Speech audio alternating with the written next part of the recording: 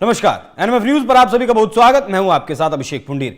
दो राज्यों में विधानसभा के चुनावों की तारीखों का ऐलान हो चुका है, पहला महाराष्ट्र और दूसरा झारखंड। लेकिन आज बात करेंगे झारखंड की, जहां हेमंत सोरेन को उनकी कुर्सी चुनाव से पहले ही, मतदान से पहले ही हिलती हुई नजर आने लगी, क्योंकि आज केंद्रीय गृह मंत्री अमित शाह झारखंड में चुनाव प्रचार करने के लिए पहुंचे थे, जहां उन्होंने डंके की चोट पर कहा कि झारखंड भी वो राज्य बनेगा जहां यूसीसी लागू किया जाएगा, लेकिन आदिवासियों को इससे बाहर रखा जाएगा। वहीं इसी बयान पर पलटवार करते हुए हेमंत सोरेन ने कह दिया कि किसी भी सूरत में झारखंड में यूसीसी लागू नहीं होने देंगे। दोनों के बयानों के क्या कुछ मायने हैं, समझेंगे हमारे वरिष्ठ सहयोगी पंकज प्रसून से, जो सीधे झारखंड से हमारे साथ जुड़े हैं। बहुत बहुत स्वागत सर आपका। राजनीतिक बयानबाजी इतना तो समझ आता है, लेकिन कहना अमित शाह का कि लागू करके रहेंगे और हेमंत सोरेन का कहना कि लागू नहीं होने देंगे, दोनों चीज बात है। यूसीसी और एनआरसी दोनों जी। अमित शाह आज झारखंड में थे, उन्होंने साफ साफ कहा कि जैसे ही हमारी सरकार आएगी हम ये चिन्हित करेंगे कि यहाँ कौन बांग्लादेशी है, कौन रोहिंग्या है, और उसे यहाँ से खदेड़कर मार भगाएंगे। आज यहाँ आए हैं ये लोग कहते हैं कि यहाँ एनआरसी लागू करेंगे, यूसीसी लागू करेंगे। मैंने कहा यहाँ पर ना एनआरसी होगा ना यूसीसी होगा, यहाँ होगा तो सीएनटी होगा, एसपीटी एक्ट होगा, पैसा कानून होगा। इसके जवाब में हेमंत सोरेन ने कहा कि किसी माई का लाल में दम नहीं है कि यहां एनआरसी लागू कर दे। ये झारखंड यहां पे नहीं लागू होने देंगे। दूसरी बात यूसीसी की बात है। बीजेपी का कहना है कि आदिवासियों को इससे अलग रखा जाएगा, क्योंकि उनके जो कस्टम्स है, ट्रेडिशंस हैं, बहुत सारे ऐसे हैं कि समान नागरिक संहिता वहां पे नहीं हो सकती। उनके अपने रिचुअल्स हैं, और जब 5th शेड्यूल एरिया की बात आती है तो उन्हें स्पेशल प्रोविजंस मिले हुए हैं, हमारे संविधान ने दिया है। तो बीजेपी का कहना है कि उनको जहां हैं, जो कस्टम्स वो फॉलो कर रहे हैं, उनके जो रिचुअल्स हैं वो रहेंगे, लेकिन बाकी जो लोग हैं उन पे यूसीसी लागू होगा, समान नागरिक संहिता लागू होगा। इसके जवाब में हेमंत सोरेन ने कहा कि यहां कोई यूसीसी नहीं होगा, कोई एनआरसी नहीं होगा। सर नहीं लागू चीज समझा दीजिएगा कि आदिवासियों को अलग क्यों रखा गया इससे।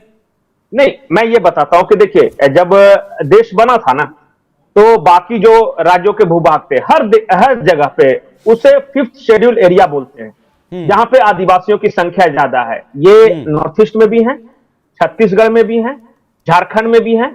इन्हें कुछ स्पेशल राइट्स दिए गए थे। जैसे मैं बताता हूं कि इनके हो सकता है कि आपके यहां मरने के बाद दफनाने का तरीका कुछ और, मतलब आपके यहां जलाते हो, कोई दफनाता है। अब इन्हीं में से देखिए ना, अलग अलग ट्राइब में अलग अलग कल्चर है।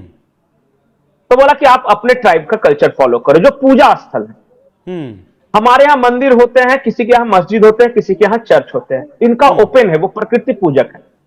ये कुछ नहीं, एक सरना स्थल होता है जहां पे ये पूजा करते हैं, एक मसना स्थल होता है जहां पे आप बोल सकते हैं कि मसना स्थल ये है कि पूर्वजों की याद में वो बनाया हुआ रहता है।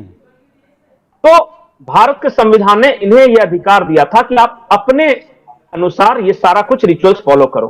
शादियों में भी बहुत सारे ट्राइबल्स ऐसे हैं जहां पे लड़कियां सिलेक्ट करती हैं पुरुषों को, और उनका अपना कल्चर है सिलेक्ट करने का। वहां ब्याह के अलग रिचुअल्स हैं, अलग कल्चर है। अब आपके यहां हो सकता है कि बहुविवाह अच्छा नहीं माना जाता हो, लेकिन वहां पे ये कल्चर है कि भाई, एक बागुन सुमरई थे यहां पे, कांग्रेस के सांसद, उनकी 136 पत्नियां थी, 136। सही कह रहे हैं, तो मजाक कर रहे हैं। और नहीं, मजाक नहीं, बागुन सुमरई कांग्रेस से, चाईबासा से वो कई बार सांसद चुने गए। और उनका कल्चर के अनुसार जिस महिला के का कोई गार्जियन नहीं है, विधवा हो, बेवा हो, छोड़ी हुई हो, उसको मान लिया जाता था कि आज से तुम मेरी पत्नी, वो सारे हक है, बस सारा खर्चा ये देते थे। ऐसा नहीं कि पत्नियां मतलब हरम में नहीं रखते थे, सबके साथ शारीरिक संबंध हो या नहीं हो, मतलब कि कहने का मतलब है कि एक मैं गार्जियन हूं आपका। और इस तरह से वो 136 पत्नियां थी उनकी। आज भी आप देखिएगा कि कई ऐसे विधायक हैं, सांसद हैं, जो 2-2 पत्नी रखे हुए, और उनके यहां ये चलता है। तो इसलिए उन्हें अलग रखा गया इस चीज से। ठीक है। हाँ, नहीं नहीं, सोशली इतना वो अभी इतना आगे नहीं आए हैं, या फिर वो डेवलप नहीं हुए हैं। डेवलप नहीं कर सकते, अपना ट्रेडिशन सबका है, अच्छा बुरा ये बहस का विषय है, लेकिन इसलिए कहा गया है कि ट्राइबल्स को इससे अलग रखा जाएगा। ठीक है, क्योंकि उन्हें अधिकार देता है हमारा संविधान। हेमंत सोरेन को तकलीफ यह है कि मुसलमानों को यूसीसी में ला रहे हैं ना। अच्छा, क्रिश्चियनों को ला रहे हैं ना, जो कन्वर्टेड क्रिश्चियंस। यहां तो एक बहस यह भी है कि या तो आप क्रिश्चियन है या फिर आप ट्राइबल है। दोनों कैसे हो सकते हैं? जो क्रिश्चियन होते हैं वो अल्पसंख्यक का दर्जा प्राप्त है, ट्राइबल्स है वो एसटी का दर्जा प्राप्त है। धर्म बदल के कहीं आप ईसाई का फायदा उठा रहे हो और कहीं पे एसटी बन के ट्राइबल्स का फायदा उठा रहे हो। दोनों कैसे चलेगा? इस बात को भी लेकर बहस है। हेमंत सोरेन की समस्या आदिवासी नहीं, उन्हें तो अलग रखा ही गया है, और एनआरसी से भी कोई समस्या नहीं, क्योंकि हर आदिवासी झारखंड का वासी है। ये हर किसी को पता है, कोई उनके ये डोमिसाइल पे सवाल नहीं उठा रहा है। समस्या ये है कि इनके ईसाई और कसाई का क्या होगा, जो इनका मेजर वोट बैंक है। उन बांग्लादेशियों रोहिंग्या का क्या होगा?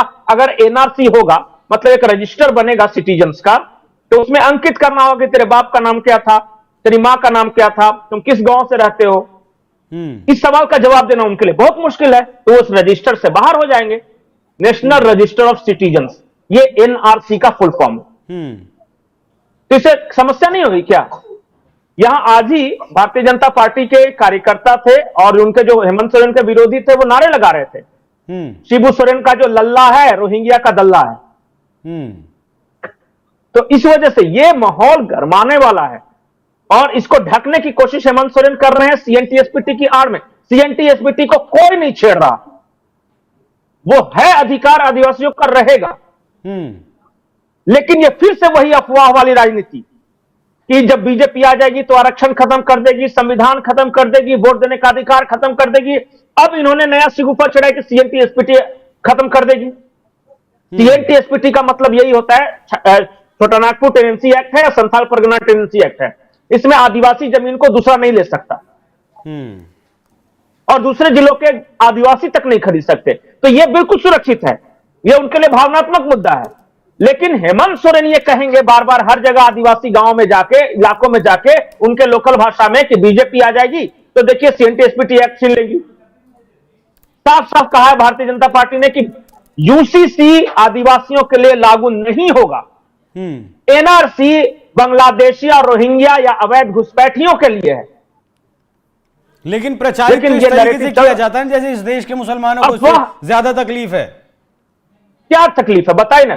जो भी उत्तराखंड में, मैं तो बिंदुवार बताता हूं, जो 18 बिंदु हैं, अगर आपके पास समय है तो मैं 18 बिंदु बताए क्या ऑब्जेक्शन है। लड़कियों को पिता की संपत्ति में अधिकार नहीं मिलना चाहिए, एक साथ एक पत्नी के रहते क्या 4 शादियों की इजाजत होनी चाहिए, क्या शादियों का रजिस्ट्रेशन नहीं होना चाहिए, क्या लिविंग रिलेशनशिप में जो रह रहे हैं और उससे जो बच्चे पैदा हुए उनको अधिकार नहीं मिलना चाहिए। यही सब तो है ना यूसीसी में। बिल्कुल, ये नहीं बताएंगे कुछ उसमें कौन से बिंदु पे मुझे ऐतराज है। वो हमेशा ही बताएंगे इस्लाम के खिलाफ है, मुसलमानों के खिलाफ। अरे क्या खिलाफ है ये तो बताओ, ऐसे भाषण मत दो। यूसीसी में कौन सा बिंदु है जिससे तुम्हें ऑब्जेक्शन है? नहीं, मेरे हिसाब से इस देश का दुर्भाग्य है कि इस देश के पास उसका नेशनल रजिस्टर नहीं है।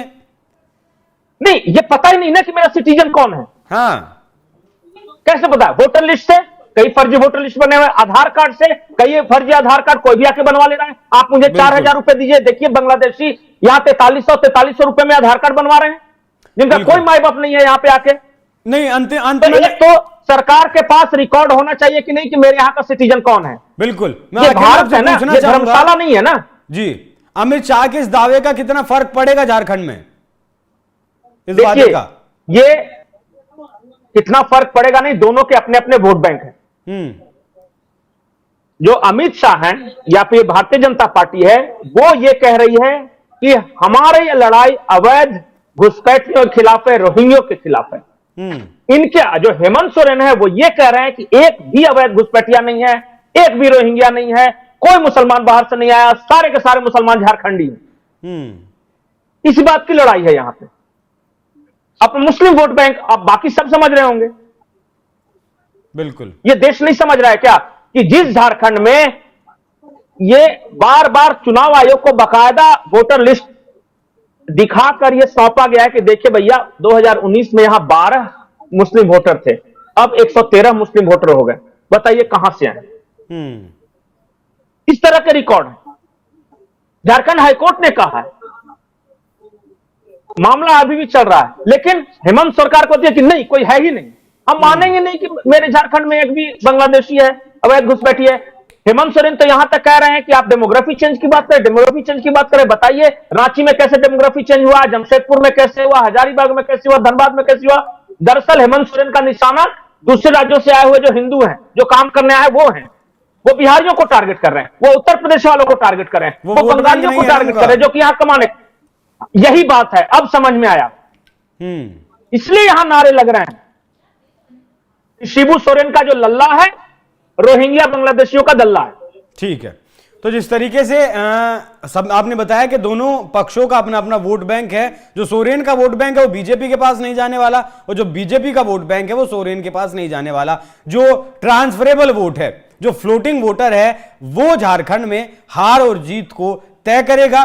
किसके पक्ष में नतीजे जाएंगे नहीं जाएंगे वो 23 तारीख को पता चलेगा। लेकिन अमित शाह की जो यात्रा हुई झारखंड में, उसके बाद झारखंड का चुनाव रोचक तो बहुत हो गया है। अब देखना होगा अगर बीजेपी की सरकार बनती है तो क्या वाकई में बीजेपी वहां यूसीसी लागू करती है। जी पंकज, आखिरी बिंदु जी, आज पता है हेमंत सोरेन क्या भाषण दे रहे हैं जी, वो ये कह रहे हैं कि बांग्लादेशी प्रधानमंत्री को शरण दिया है मोदी ने और आरोप हम पे लगा रहे। अरे भाई, वो प्रधानमंत्री है, वो भाग्य है, उनको शरण देना अलग बात है, ये अवैध घुसपैठी दोनों अलग बात है। दोनों को कैसे इक्वेट कर रही है? बिल्कुल, वो छिपकर थोड़ा ही आई, उनका तो दुनिया को पता है वो हिंदुस्तान में है।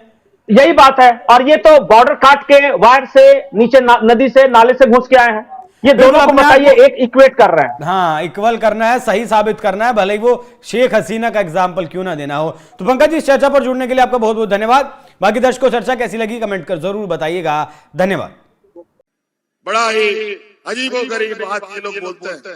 अब हिंदू मुस्लिम बांग्लादेशी घुसपैठी की बात करते हैं। मैं इनसे पूछना चाहता हूं, देश के प्रधानमंत्री जी जब शपथ ग्रहण कर रहे थे तो संविधान का किताब अपना माथा में ठोक रहे थे और बोल रहे थे कि ये देश इस देश के संविधान से चलेगा, कायदे कानून से चलेगा, हर वर्ग हर समाज जो संविधान में अधिकार मिला है सबको मिलेगा। मैं ये जानना चाहता हूं कि बांग्लादेश के साथ अंदर कोई घुस आप लोग का कोई समझौता है क्या? और आज बांग्लादेश के पूर्व प्रधानमंत्री को आपने यहाँ हेलीकॉप्टर उतारने कैसे दिया और किस आधार पर यहाँ पर आपने उसको शरण दे रखा है, हमको ये बता दीजिए। और बांग्लादेश को झारखंड में आप लोग बिजली पैदा करते हैं और बांग्लादेश को सप्लाई करते हैं। और बांग्लादेशी की बात करते हैं, बांग्लादेशी सीमा का सुरक्षा का जिम्मा किसके हाथ में? भारत सरकार के हाथ में, गृह मंत्रालय के हाथ में। राज्य का कोई बॉर्डर बांग्लादेश से नहीं सकता। और बांग्लादेशी का घुसपैठ करते हैं और बांग्लादेश से घुसपैठ करने वाला भारतीय जनता पार्टी शासित राज्यों से घुस के आता है, लोग खुद बोलते हैं। और योजनाबद्ध तरीके से पता नहीं क्या क्या षड्यंत्र रचता है।